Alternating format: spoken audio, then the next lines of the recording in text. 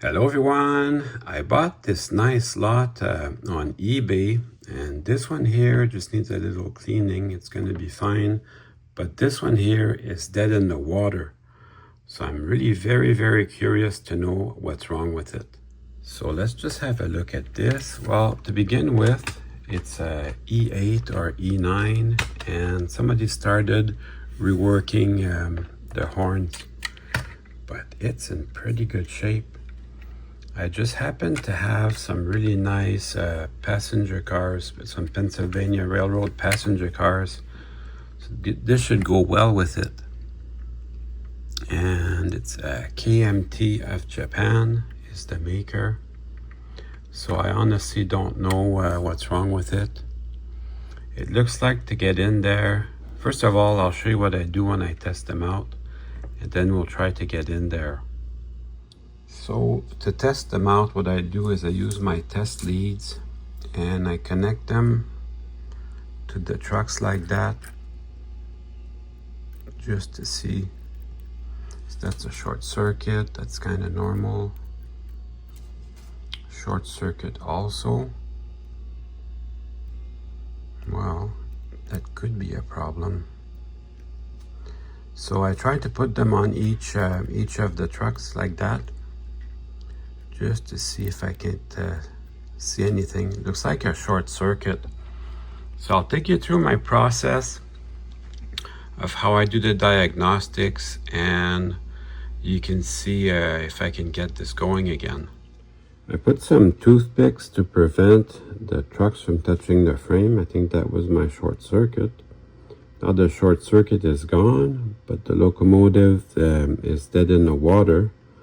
That could be a number of things. One of these things, it could be parts missing. Could be somebody tried to repower it and they didn't finish. Could be some things disconnected, so I have to open it up and take a look inside. This is a super nice model, so to get in there, should be just these 4 screws here. There's 2 more in the front. There should be these screws to get in there. Yes, my assumption was correct. It is coming out. I don't want to pull too hard for no reason. Oh, look at that. It's dual motors. That's crazy. I've never seen that before. Dual motors. Just like the real thing. The real E8s had the 2 diesel prime movers. The first thing I see is this is loose, so no matter how you look at it, that can't be good. And this one too is loose a little bit, but not as bad. I'm gonna put power directly to the motor, so then we'll see. This back motor here, that's the one that's really loose, is really not too happy. And this front motor seems to be just a little bit happier, but it's still not very happy. Yeah, still not very happy at all.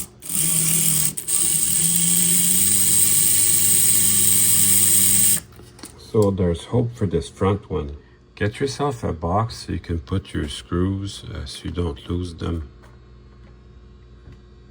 So what I'm gonna do is I'm actually gonna write which way is the front on here. That would make me look like a rock star.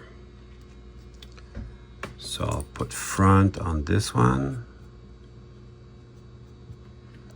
and then front that way, because when I put them back together and then back on this one, so when I put them back together, I can put them back together correctly. And I'll start the disassembly. I'll start with this back one here because it's the saddest. It's good to take pictures as you go. You can see the electrical connections, so that this picks up one side of the track, this picks up the other side, and they share with each other. So this one's very loose, it's the back one. This one's still a little bit loose. So I don't know, that seems to be what I would call a design flaw. because the trucks have to swivel. So this should be like very, very tight. And also with the truck loose like that, with the motor loose like that, it can contact the truck bolster here. So that's also pretty bad. So I want to get to this screw first. So I've got to open up underneath. I've got to open it up from this side. These two screws. And then we'll have the wheels so we can clean them. Looks like this locomotive was never run, to be honest. So they say when you buy brass, if the wheels look clean like that, probably a sign that there's an issue. Whereas if the locomotive is completely run down, all the wheels have a lot of wear, the plating's gone and it's on the brass, then that means it's a good running model, but it's worn out. So you've got a choice. So we'll just remove that. Don't pry too hard on these, that should come just right out, nice and easy.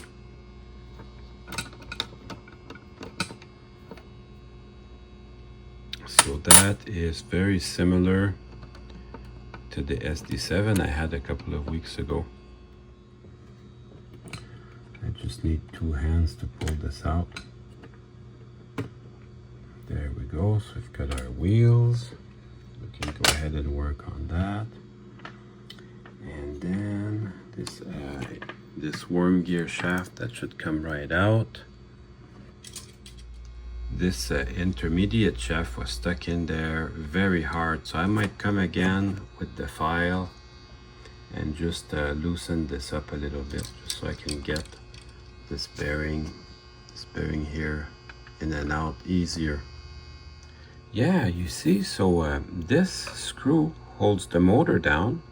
That can be tightened 100%, and this screw holds the truck down, so that can be loose. So I don't know why the motor's hanging very loose. I don't know why it's loose. It doesn't make sense. There's no need for that. I know Lifelike makes a nice E8 or E7.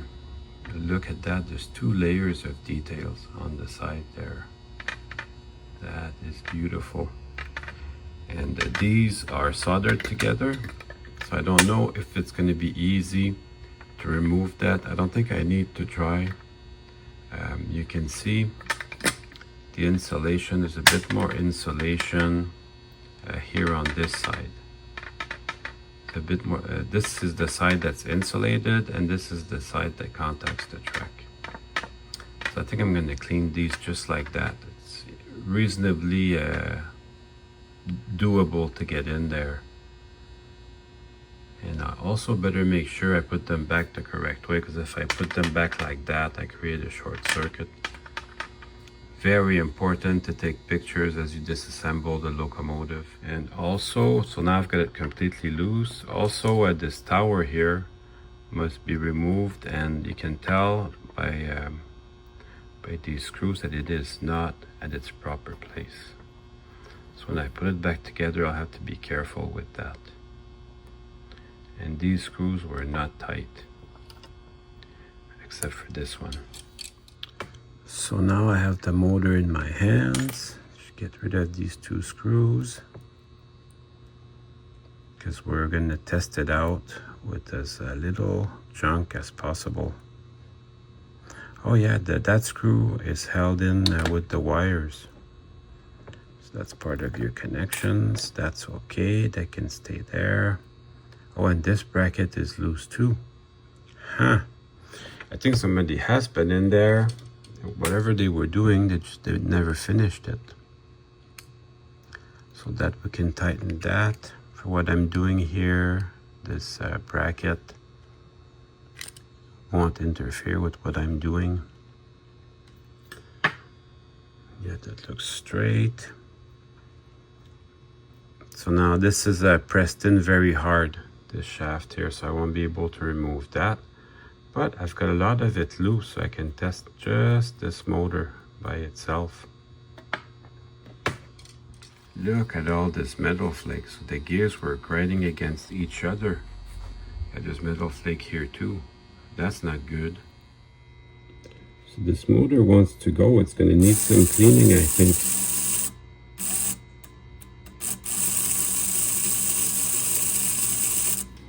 So a lot of good cleaning and some good adjustment. It should be ship shape. At this point, I'm really optimistic about the project, so I'm gonna wash everything with my toothbrush and some dish soap. Okay, so pretty much the issue that everyone's been having with this is the bracket keeps swiveling like that, which is pretty bad, and it's very hard to tighten this screw here. Very hard to get to it. You can't come at it from the bottom because this gearbox is threaded, so you can't screw it in from the bottom. But I found this old tool that's going to help me to do it. I only had to remove the tower to get to the nut. So I can move the tower just a little bit, just to get just a little bit more room in there, and then I have to work it very carefully. It's really hard to get at. This is not an easy job. I found a beautiful KMT of Japan logo on there.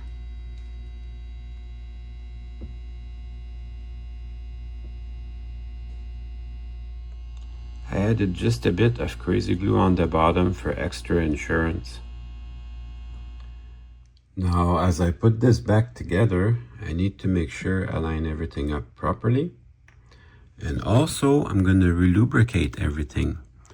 So this gear here, its bearings are on the motor. It doesn't really touch this block. But this gear here will need some extra lubrication. So I'm going to try to get it in there by capillarity and by gravity. Same with this bearing. I'm going to try to get it in there like that. I'm going to spin it gently with my finger to begin with, and then I'll run it with my power pack.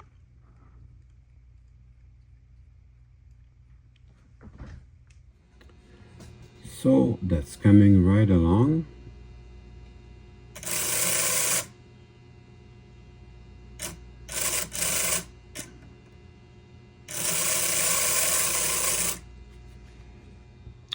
And I will also clean the wheels with my rag, taking note of which way is insulated and which way is not. Interesting fact, you know, the real unit was had two motors, same as this, and also it had traction motors only on the two end wheels. The middle wheels was unpowered. This is actually prototypically accurate. So I'm going to keep cleaning the wheels off camera. And then these bearings get oil as well. Just one drop is enough, and maybe a little on the worm gear. And this gear too, why not? And that will go back in its gearbox. So I adjusted everything. Now I'm pretty pleased with the bench testing.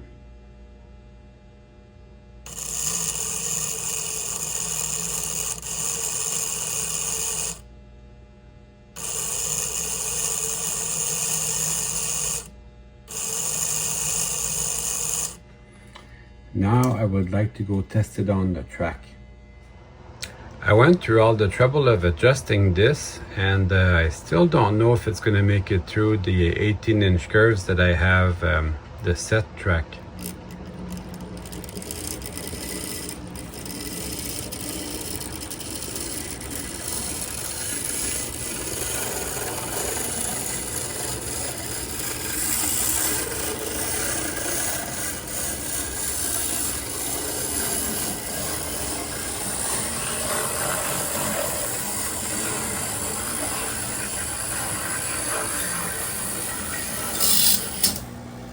Oh, that didn't sound too good. So instead of a non-running model, I've got a good running one.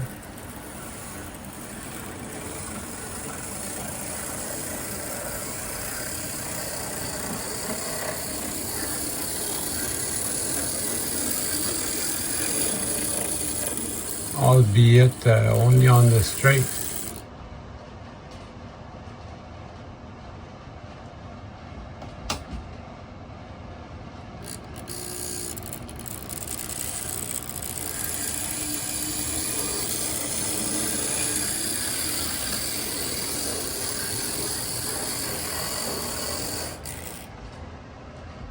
So I'm pretty pleased with that.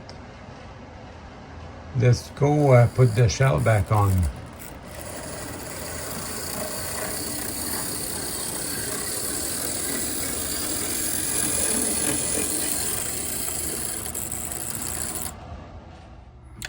So just these last two screws to tighten.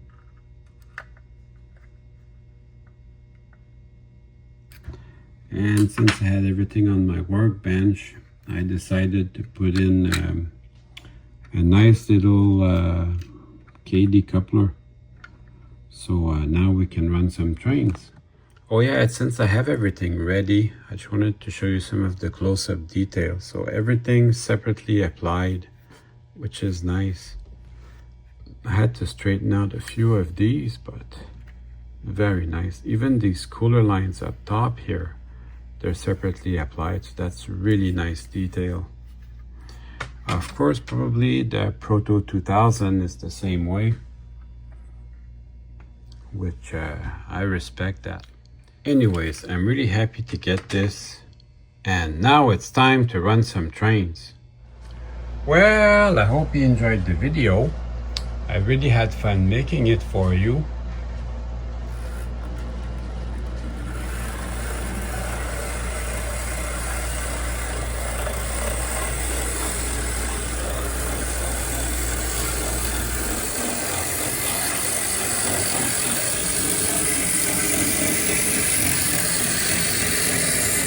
See you soon.